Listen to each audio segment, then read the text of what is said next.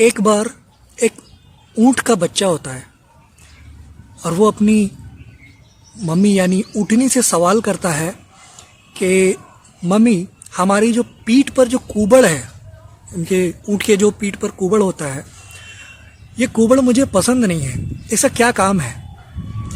तो ऊँटनी उस बच्चे को जवाब देती है कि हम ऊँट लोग जो है वो रेगिस्तान में रहते हैं। ईश्वर ने हमें इस तरीके से बनाया है कि हम रेगिस्तान में सरवाइव कर सकें, क्योंकि रेगिस्तान में पानी कम होता है और वहाँ पानी की बड़ी किल्लत होती है।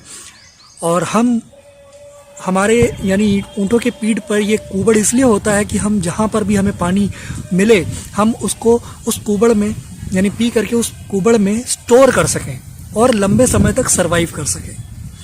ये जवाब सुन करके वो बच्चा खुश होता है और सेटिस्फाइड होता है इस जवाब से और शांत हो जाता है। थोड़ी देर बाद फिर उस बच्चे के मन में एक सवाल उठता है और वो अपनी मम्मी से फिर से कहता है, उस ऊँटनी से फिर से वो सवाल करता है कि मम्मी, हमारी जो आईब्रोज है वो बहुत बड़ी बड़ी है, मुझे देखने में दिक्कत होती है, मुझे बिल्कुल पसंद नहीं। तो उस ऊँटनी ने जवाब दिया अपने बच्चे को कि हम ऊँट लोग जो है वो रेगिस्तान में रहते हैं और ईश्वर ने हमें इस तरीके से बनाया है कि हम रेगिस्तान में सरवाइव कर सकें। क्योंकि रेगिस्तान में मिट्टी, धूल मिट्टी बहुत होती है, गर्म मिट्टी होती है और हवा बहुत चलती है, इधर उधर मिट्टी उड़ती रहती है। तो वो मिट्टी हमारे आँखों में ना जाए, तो हमारी आँखों के प्रोटेक्शन के लिए, हमारी आँखों के बचाव के लिए वो आईब्रोज इतनी बड़ी बनाई है ईश्वर ने। ये जवाब सुन करके बच्चा फिर खुश होता है और सेटिस्फाइड हो जाता है। थोड़ी देर बाद उस बच्चे के मन में फिर से एक सवाल आता है और वो फिर अपनी मम्मी से वो सवाल करता है, ऊँटनी से वो सवाल करता है कि मम्मी, हमारे जो पैर हैं वो मुझे पसंद नहीं है। नीचे से देखा है पत्थर की तरह है और ऊपर देखो तो बहुत पतला है, देखने में अच्छा नहीं लगता है। फिर से वो ऊँटनी जवाब देती है अपने बच्चे को कि हम ऊँट जो हैं वो रेगिस्तान में रहते हैं और ईश्वर ने हमें इस तरीके से बनाया है कि हम रेगिस्तान में अच्छे से रह सके, सरवाइव कर सकें। इसलिए हमारे पैर जो हैं बहुत पतले होते हैं। रेगिस्तान की मिट्टी में सभी के पैर धंसने लगते हैं, फंसने लगते हैं, इसलिए चलने में दिक्कत होती है।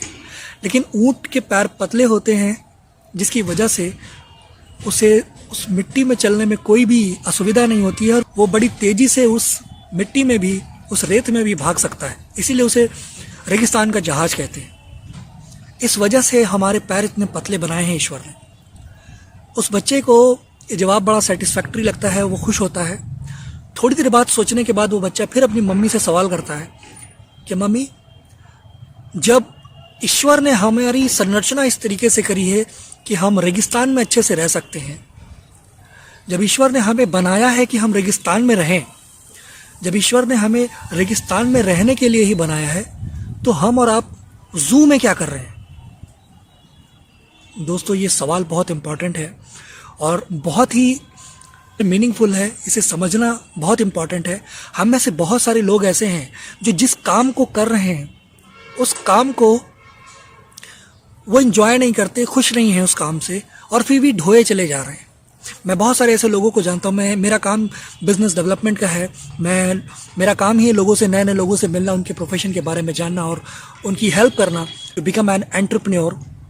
तो मेरे से बहुत सारे लोग ये कहते हैं कि यार मैं जो कर रहा हूँ ठीक है, मैं I am okay with that. But जब उनसे पूछो कि आप खुश हो या आपको लगता है क्या इस काम से या जो आप कर रहे हो, आपको क्या लगता है कि आपका क्या गोल है, केवल और केवल आज की सोच रहे होते हैं। तो उन्हें भी ये पता है अंदर से कि जो वो जीवन में हासिल करना चाहते हैं या जिस चीज़ के लिए वो बने हैं या जीवन में जिस काम के लिए वो आए हैं, वो काम कर रहे हैं उससे वो बिल्कुल भी हासिल नहीं कर सकते। कहने का मतलब ये है, बहुत सारे लोगों को मैं ऐसा जानता हूँ जो जिस काम को वो कर रहे हैं उस काम को केवल वो ढो रहे हैं, अंदर से वो भी जानते हैं और सभी से ये कहते हैं कि इस काम से मैं सेटिस्फाइड नहीं हूँ और मेरा फ्यूचर क्या है मुझे नहीं पता, लेकिन फिर भी ढोए जा रहे हैं। माय डियर फ्रेंड्स, मैं एक बात कहता हूँ, आप अगर किसी काम के लिए बने हो और उस काम को अगर आप नहीं कर रहे तो अपना जीवन वेस्ट कर रहे हो, राइट। अगर आप अपने काम से संतुष्ट नहीं हो और उसी काम को ढोए जा रहे हो तो आप अपने साथ अन्याय कर रहे हो और अपने परिवार के साथ अन्याय कर रहे हो। माय डियर फ्रेंड्स, अगर मैं ये नहीं कहता कि अगर आप उस काम से आपको अर्निंग मिल रही है तो आपको वो काम छोड़ करके कुछ और कर लेना, नहीं, बिल्कुल भी नहीं। माय डियर फ्रेंड्स, आपको उस काम को करते करते अपने जिस काम के लिए आप बने हो ना उसके लिए भी ट्राई मारना चाहिए। मेरा कहने का मतलब ये, मैं ये नहीं कह रहा कि आप जो काम कर रहे हो, जिस प्रोफेशन में उसको छोड़ करके आपको बदल देना चाहिए अपना काम, नहीं। अपने प्रोफेशन के साथ में अपने पैशन को भी फॉलो करना चाहिए। जिस काम के लिए आप बने हो उस काम को भी आपको एंजॉय करना चाहिए, उस काम को भी करना चाहिए, राइट। और अगर आप वही काम करते आ रहे हो जो आज तक आप करते आए हो तो आपको वही मिलने वाला है जो अभी तक आपको मिलता आया है। माय डियर फ्रेंड्स, अगर आप अपने परिणाम से खुश नहीं हैं तो आज ही आपको सोचने की ज़रूरत है। Thank you so much.